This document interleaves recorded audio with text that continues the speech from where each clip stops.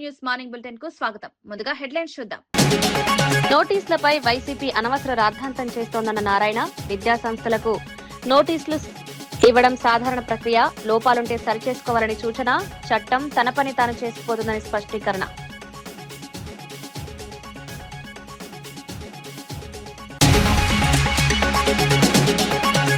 తెలంగాణలో బీఆర్ఎస్ పని అయిపోయిందన్న మహేష్ గౌడ్, పార్లమెంట్ ఎన్నికల ఫలితాలే నిదర్శనం, సంక్షేమ పథకాలను చూసి ఓర్వలేక విమర్శలు, కాంగ్రెస్ ప్రభుత్వం ప్రజల కోసం పనిచేస్తోందని వ్యాఖ్య.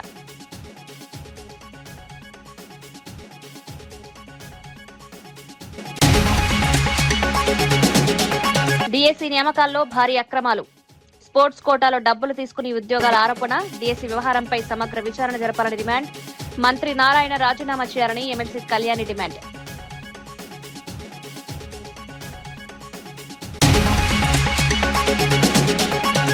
చిరంజీవిని కలిసిన బీజేపీ రాష్ట్ర అధ్యక్షుడు రామచందర్, మోదీ పాలన విజయాల పుస్తకం అందజేత, దేశాభివృద్ధి అంశాలపై చర్చ, ఇది మర్యాదపూర్వక భేటీ మాత్రమే అని స్పష్టీకరణ.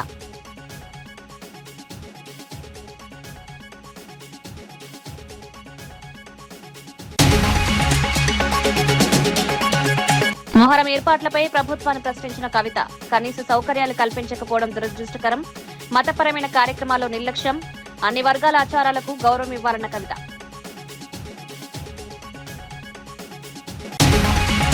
విద్యా సంస్థలకు అధికారులు నోటీసులు ఇవ్వడం సహజ ప్రక్రియనని మంత్రి నారాయణ స్పష్టం చేశారు. చంద్రశేఖర్ రెడ్డి కాలేజీకి నోటీసులు ఇచ్చారని వైసీపీ రోడ్డెక్కి ఆందోళనలు చేయడం సిగ్గుచేటని వ్యాఖ్యానించారు.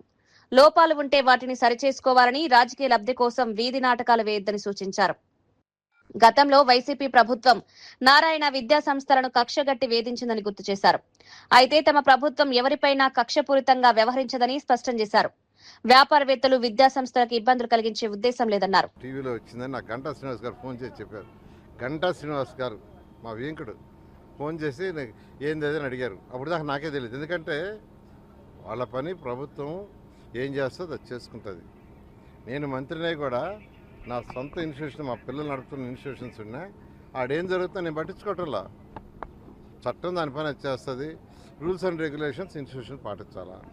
అదేవిధంగా వాళ్ళు అధికారులు నోటీసులు ఇచ్చి చేసిన దానికి నారాయణ సారు ఇంకో ఆయన లేదా ఎడ్యుకేషన్ మినిస్టర్ చేశారు. ఏంది ఇది? దానికి ఎమ్మెల్సీలు అందరినీ తీసుకురావటం, దానికి ఒక ధర్నా చేసి హైప్ కావాలనుకోవటం, అట్ట అనుకుంటే నేను ఎన్నో చేసి ఉండాలి. 1924లో నిజంగా నారాయణ ఇన్స్టిట్యూషన్ మీద చేసినవి కానీ నేను కానీ చేస్తుంటే రోజు ప్రెస్లో ఉండేవాడిని.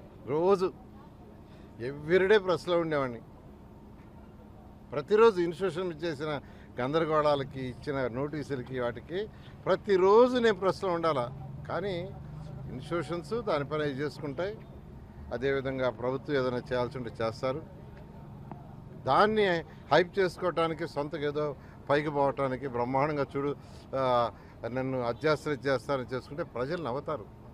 నేను చెప్తున్నాను కదా, ఇది ప్రజలు అంత తేలిక లేరండి. ప్రజలకి ప్రజా పరిపాలన జరుగుతున్నా లేదా, వాళ్ళకి మంచి చెడు జరగట్లేదా, వాళ్ళ పనులు అవుతున్నాయా లేదా, వాళ్ళకి ఒక మున్సిపల్ కార్పొరేషన్ ఏరియా అయితే దాంట్లో అన్నీ జరుగుతున్నాయా లేదా, ఇలా చూసుకుంటారు.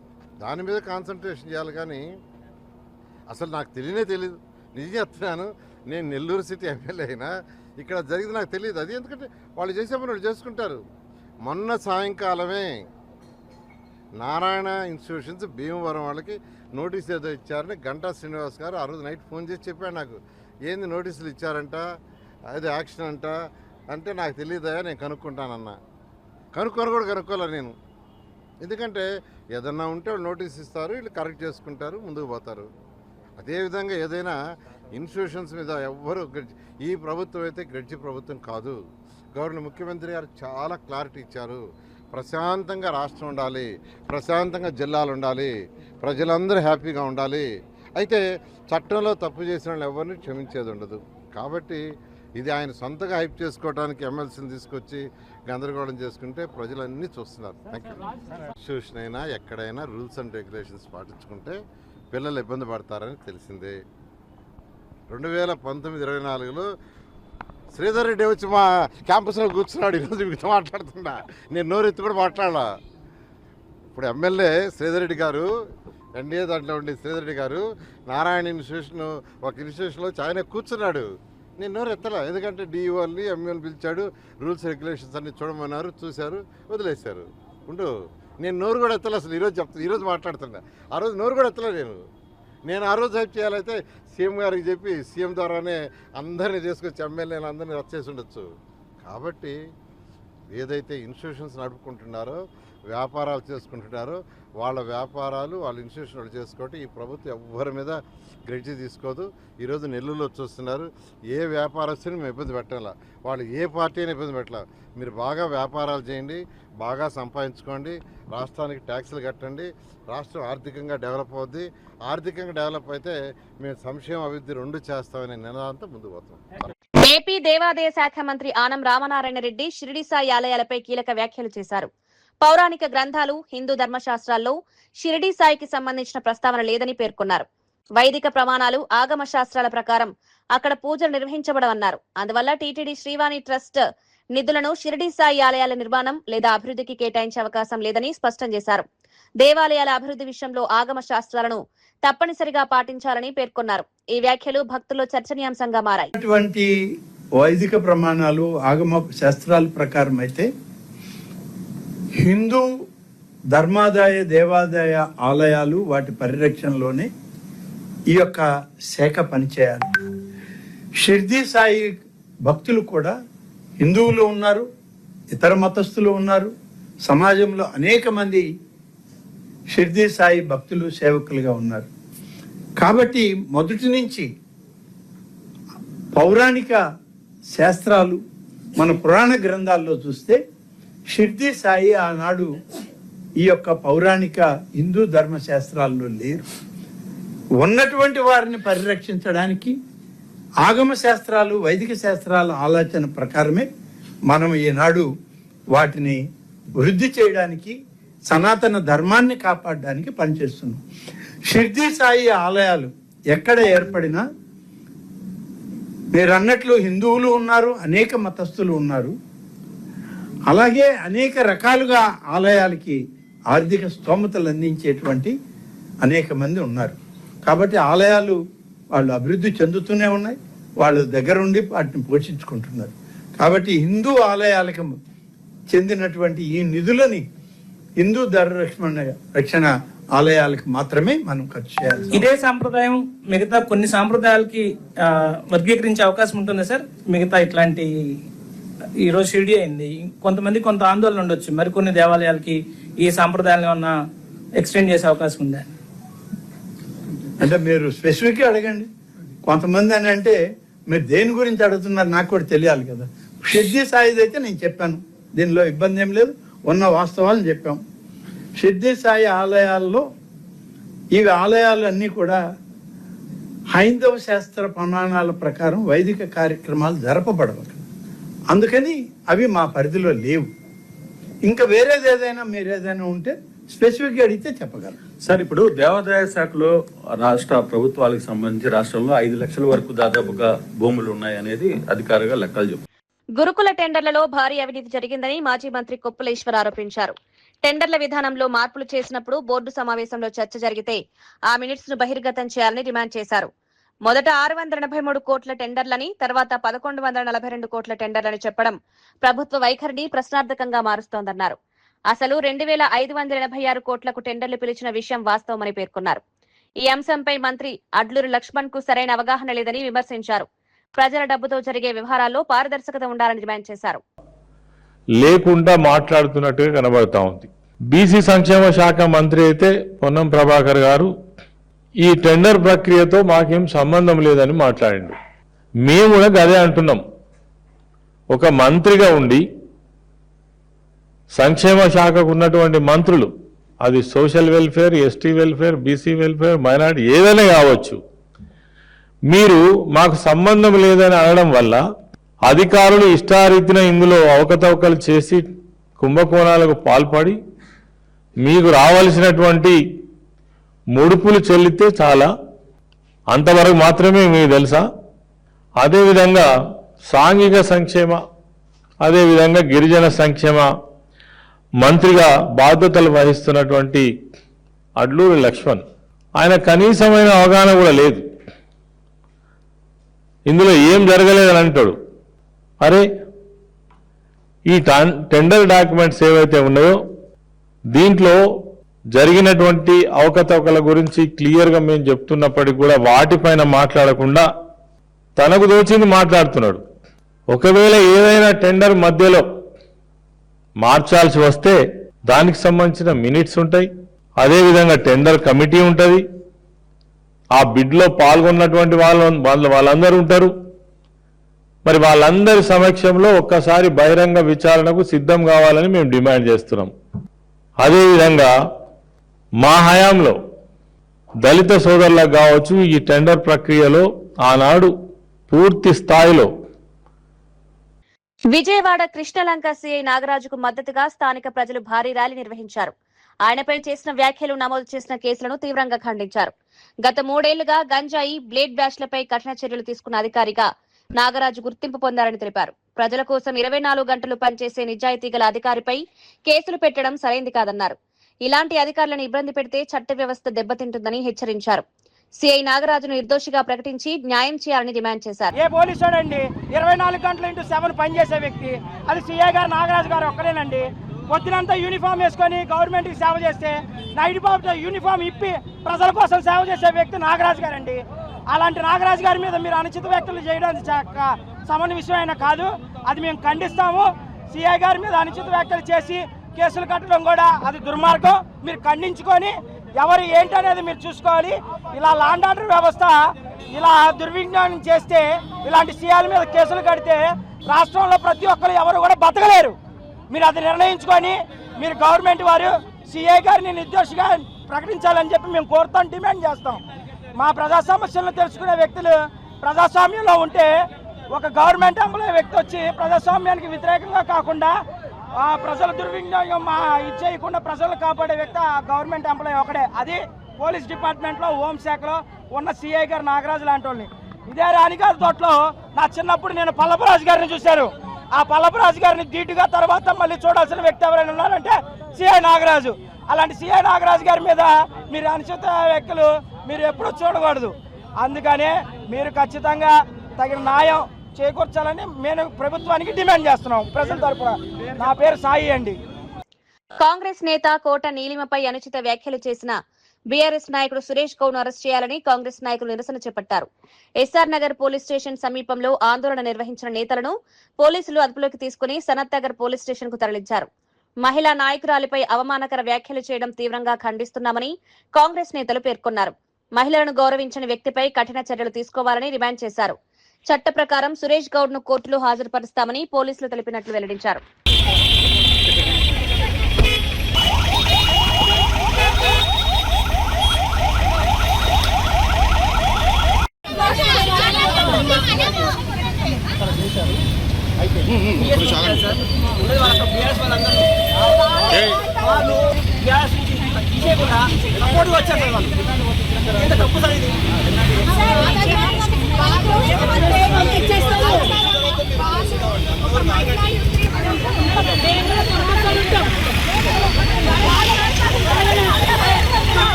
నోటుకు వచ్చినట్టు మాట్లాడతాడు. ఈ సురేష్ గౌడ్ ఎట్లా అంటే అట్లా మాట్లాడారు ఒక మహిళ గురించి. ఇంకో మహిళ వచ్చి ఆయనకు సపోర్ట్ చేస్తుంది. ఇది ఎక్కడి వరకు సమంజసం? అరే ఆ సొంత పార్టీలో వాళ్ళ ఆడపడుచుకే రక్షణ లేదు, నోటుకు వచ్చిన తిట్టిండ్రు, తీసేసిండ్రు ఆమెకు పార్టీలోకి వెళ్ళి. వేరే పార్టీ మహిళకి ఏమని రెస్పెక్ట్ ఇస్తారు వాళ్ళు?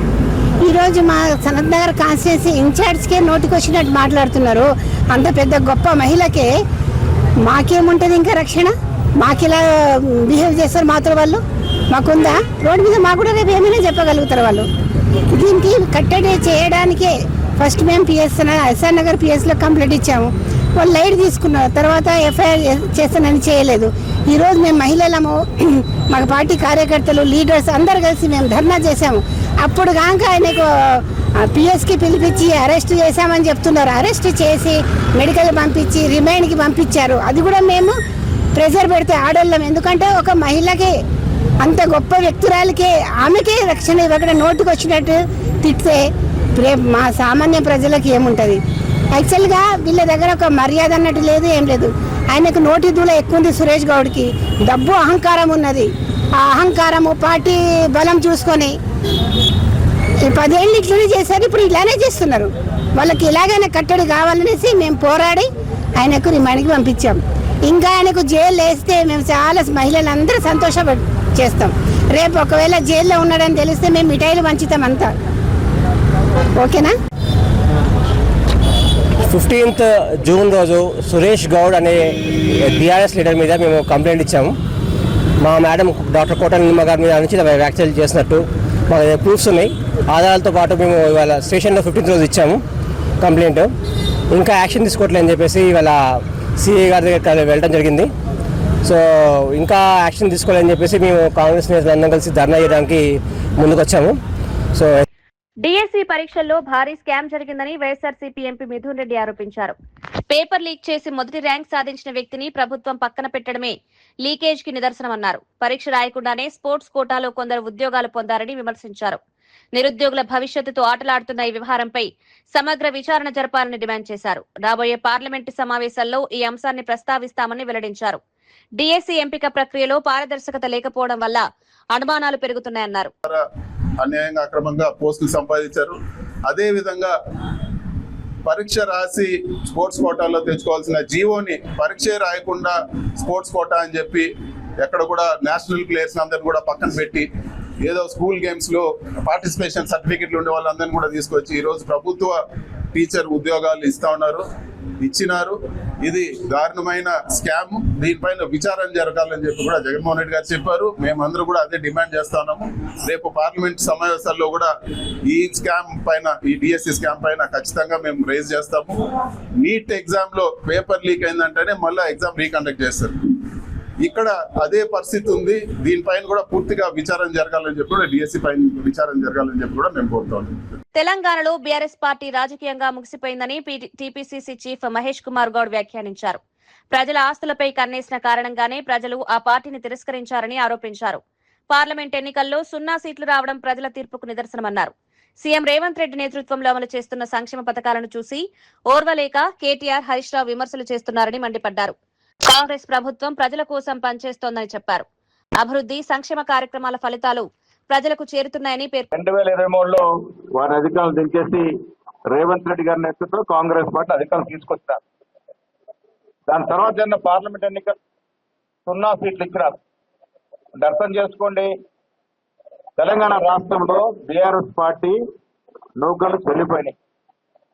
ఇవాళ 2.5 సంవత్సరాల కాంగ్రెస్ పార్టీ ఇస్తున్నటువంటి సంక్షేమం గిట్టని వారు, దాన్ని చూసుకొని తడుచుకున్న వారు రకరకాల ఆరోపణలు చేస్తారు. అది కేటీఆర్ కావచ్చు, హరీష్ రావు కావచ్చు, మిగతా టీఆర్ఎస్ నాయకులు కావచ్చు. మేము విమర్శ చేసేటప్పుడు అది సహేతుకంగా ఉండాలి. అసలు ఎక్కడున్నారు కేసీఆర్ గారు? ప్రజాక్షేత్రంలో ముఖ్యమంత్రి తర్వాత ప్రతిపక్ష నాయకుడు అంత హోదా, అంతే బాధ్యత. ఆ బాధ్యత మర్చినారు. వీళ్ళు రోడ్డు పని జరుగుతూ ఉన్నారు. ఏది ఏం చెప్పినా ప్రజలకి రావాల్సింది, ప్రజలు కోరుకున్నది ఇవాళ దొరుకుతున్నది. కాబట్టి క్షేత్రస్థాయిలో సామాన్యుడు కాంగ్రెస్ పార్టీ పట్ల సంతృప్తిగా ఉన్నారు. ఈ రాష్ట్రంలో ఏ ఎన్నిక జరిగినా, ఎప్పుడు జరిగినా కాంగ్రెస్ పార్టీ అత్యంత స్థానాన్ని గెలుచుకుంటుంది. బండి భగీరథ్ కోసం మహేంద్ర యూనివర్సిటీ ప్రత్యేకంగా పరీక్షలు నిర్వహించడం అనుమానాలకు తావిస్తోందని BRS general secretary RS Praveen Kumar ఆరోపించారు. చర్లపల్లి జైల్లోనే అంబేద్కర్ ఓపెన్ యూనివర్సిటీ పరీక్షా కేంద్రం ఉన్నప్పటికీ ప్రత్యేక ఏర్పాట్లు ఎందుకు చేశారో ప్రభుత్వం చెప్పాలని డిమాండ్ చేశారు. పోలీస్ భద్రత మధ్య పరీక్షలు రాయించే అవకాశం ఉన్నప్పటికీ అలా జరగలేదని పేర్కొన్నారు. బెయిల్ పిటిషన్ బయటకు వచ్చినప్పటికీ బెయిల్ ఆర్డర్ ఎందుకు బయటకు రాలేదని ప్రశ్నించారు. బండి భగీరథ్ ను రక్షించే ప్రయత్నం జరుగుతోందనే అనుమానాలు వ్యక్తమవుతున్నాయన్నారు. ఈ వ్యవహారంపై పూర్తి వివరాలు ప్రజలకు తెలియజేయాలని ప్రభుత్వాన్ని డిమాండ్ చేశారు. ఈ రోజు ఈయనకేంది ఇంటరిమ్ బెయిల్ ఇస్తున్నారు? First point. సెకండ్ పాయింట్, లేదయ్యా ఈ ఎగ్జామ్ జైల్లో కూర్చొని రాయడానికి వీలు కాదు, దీనికి రకరకాల కార్యక్రమాలు ఉంటాయి, అందుకొరకు ఈయన యూనివర్సిటీ రాయాలంటే అప్పుడు ఏం చేస్తారంటే జైలు వాళ్ళు ఏం చేసినా కోర్టు పర్మిషన్తోనే చేయాలి. జైలు వాళ్ళు మా దగ్గర సెంటర్ పెట్టలేము అని చెప్పి ఒక అఫిడవిట్ ఫైల్ చేస్తే అప్పుడు కోర్టు వాళ్ళు మీరు ప్రిజనర్ను పొద్దున పోలీసు పహారాలో తీసుకొని పోండి, మహేంద్ర యూనివర్సిటీలో ఎగ్జామ్ రాయించండి, దాని తర్వాత ఎగ్జామ్ రాసిన వెంటనే మళ్ళీ జైలుకే తీసుకొని రండి అని చెప్తారు. మళ్ళీ 23 జూన్ నాడు మళ్ళీ పొద్దున తీసుకొని పోండి, 23 సాయంత్రం మళ్ళీ జైలుకే తీసుకొని రండి అంటారు. 24 అదే చేయమంటారు, 25 అదే చేయమంటారు. జనరల్గా జరిగే ప్రాక్టీస్ ఇదే. ఇందులో ఏది రూల్కి వ్యతిరేకంగా చెప్పడం లేదు నేను. లేకపోతే మహీంద్రా యూనివర్సిటీనే అంబేద్కర్ ఓపెన్ యూనివర్సిటీ, ఉస్మాన్ యూనివర్సిటీలు ఏ విధంగా స్టడీ సెంటర్ పెడతారో అదే యూనివర్సిటీ అధికారులందరూ వచ్చి జైల్లో సెంటర్ పెట్టవచ్చు. ఏమున్నది, మంచి హ్యాపీగా రాసుకోవచ్చు. అదే కావేరీ బ్లాక్లో కూర్చొని చాలా హ్యాపీగా కూర్చొని రాసుకోవచ్చు. లేకపోతే జైలు సూపరింటెండెంట్ రూమ్లోనే మేము ఎంతమందిని చూడడానికి పోలేదు, చాలా బాగుంటుంది, టేబుల్ ఉంటుంది, చైర్ ఉంటుంది, చాలా చల్లగా ఉంటుంది వాతావరణం. అక్కడ కూర్చొని చాలా చక్కగా రాసుకోవచ్చు. ఏ డిస్టర్బెన్స్ ఉండదు, ఈ ట్రాఫిక్ రోధ ఉండదు, ఏముండదు. అంత ప్రశాంతమైన వాతావరణంలో ఇదే మహీంద్ర యూనివర్సిటీ పోయి అక్కడే రాయొచ్చు. కానీ ఇక్కడ ఏవీ జరగలేదు. నేను ఇవన్నీ మాన్యువల్ డౌన్లోడ్ చేసి వాటిని చూసి ఈరోజు నేను మాట్లాడుతున్నా. 2023 బ్యాక్లాగ్స్ ఎన్ని ఉన్నాయి, 2024 తెలంగాణ జాగృతి వ్యవస్థాపకురాలు కల్వకుంట్ల కవిత హైదరాబాద్ లోని చారిత్రాత్మక బీబీకా అలావాను సందర్శించి ప్రత్యేక ప్రార్థనలు చేశారు. అనంతరం రాష్ట్ర ప్రభుత్వంపై తీవ్ర విమర్శలు గుప్పించారు. మొహరం పండుగ సందర్భంగా కనీస సౌకర్యాలు కూడా కల్పించకపోవడం దురదృష్టకరమన్నారు. ఊరేగింపు, ఏనుగు వివాదంలో ప్రభుత్వం వ్యవహరిస్తున్న తీరు సరైంది కాదని విమర్శించారు. మతపరమైన కార్యక్రమాల నిర్వహణలో ప్రభుత్వం మరింత బాధ్యతగా వ్యవహరించాలని సూచించారు. అన్ని వర్గాల ప్రజల ఆచారాలకు గౌరవం ఇవ్వాల్సిన బాధ్యత ప్రభుత్వంపై ఉందన్నారు. మొహరం ఏర్పాట్లలో నిర్లక్ష్యం తగదని హెచ్చరించారు. And we have to make sure that in Telangana and in India, the development will only happen by cooperating with each other, by making sure that there is peace at all times among all the communities, and a very progressive thought process should be a part of our thinking and culture. And here in Telangana, the Muharram arrangements have always been delayed by the Congress government. Every year, unfortunately, we had to remind them that you need to provide the elephant for the procession, you need to give facilities to the Ashur Khanas. It is unfortunate that such a huge gathering is there of the community and the government is not being able to provide minimum facilities. It should go through Green Channel. The community leaders do not have to remind them every year. It is very unfortunate situation here, but I wish and pray that the community and everybody will prosper together in Telangana. Thank you.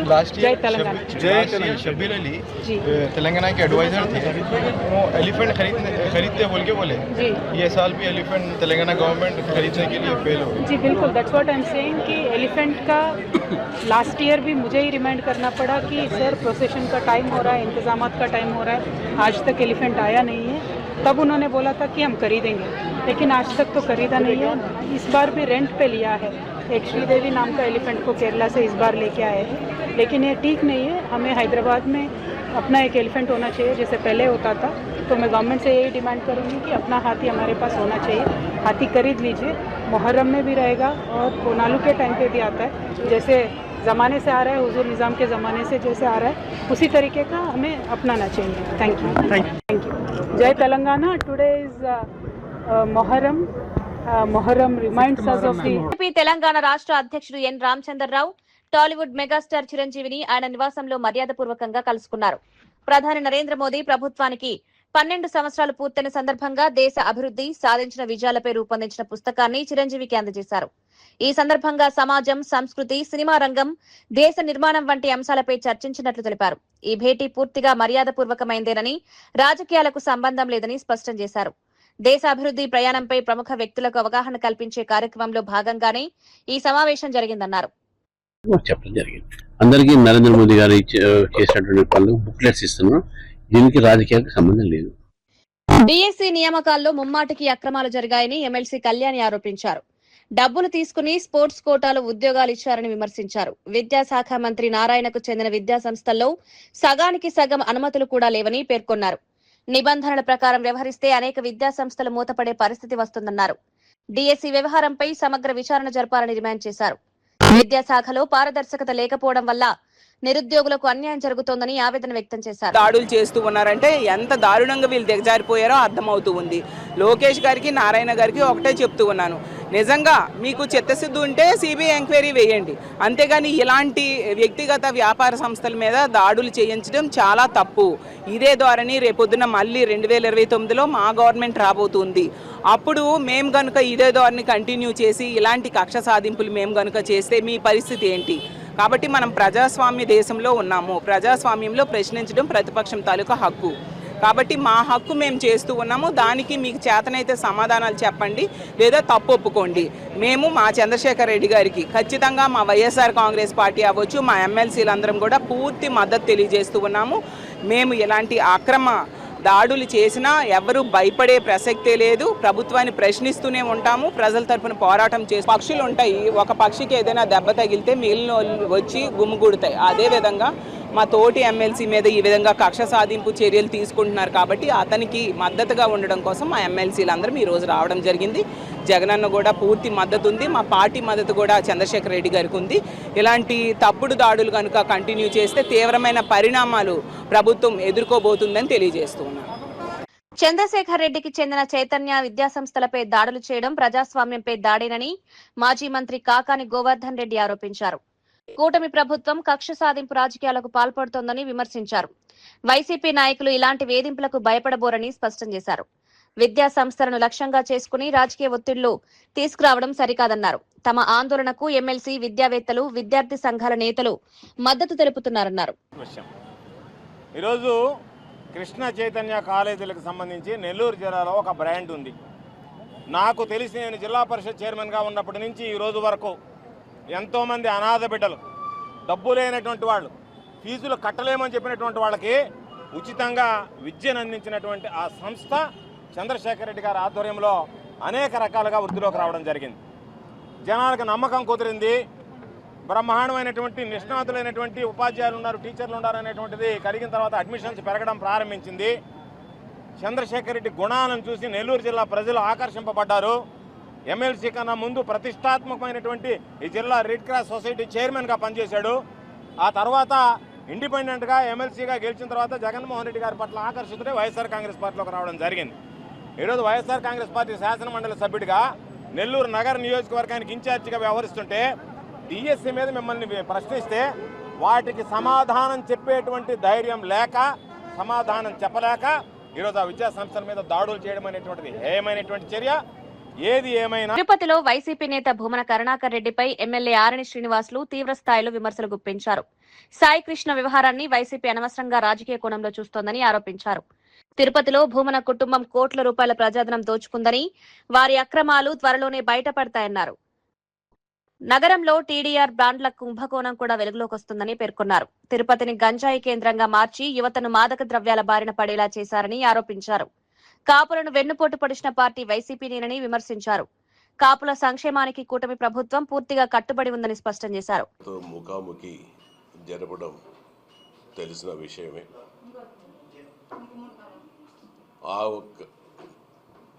ఆ ఒక్క విషయాన్ని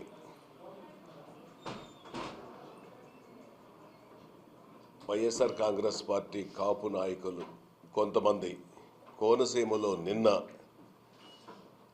రాష్ట్ర వ్యాప్తంగా వైఎస్ఆర్ కాంగ్రెస్ పార్టీలో ఉన్న మాజీ ఎమ్మెల్యేలు, మాజీ మంత్రులు, కొంతమంది కోనసీమ ప్రాంతం జిల్లాలో సమావేశం కావడం, అక్కడ జరిగినది అంశం వేరే అయితే వీళ్ళు మాట్లాడే అంశం చాలా విడ్డూరంగా వచ్చింది. అందులో ముఖ్యంగా కాపులకు ఎన్డీఏ కూటమి ప్రభుత్వం కాపుల సంక్షేమానికి కట్టుబడి ఉంది. దీంట్లో ఏమాత్రం అనుమానాలు లేవు. దాదాపు ఎన్డీఏ కూటమి ఎన్నికల్లో ఇచ్చిన వాగ్దానాలని, సంక్షేమ అన్నిటిని కూడా ఒకటి తర్వాత ఒకటి అమలు చేస్తూ ఉంది. ఈ 2 ఏళ్ల కాలంలో కూటమి ప్రభుత్వము ఎన్నికల మేనిఫెస్టోలో ఇచ్చిన అన్నిటినీ కూడా నిర్వహిస్తూ ఉంది. దాదాపు 90% అమలు చేయడం కూడా జరిగింది. కాపులను వెన్నుపోటు పొడిచిన చరిత్ర వైఎస్ఆర్ కాంగ్రెస్ పార్టీది. 2014-2019లో అప్పటి తెలుగుదేశం ప్రభుత్వం రాష్ట్ర వ్యాప్తంగా కూడా కాపులకు. మరిన్ని వార్తలతో మళ్ళీ కలుద్దాం. నమస్కారం.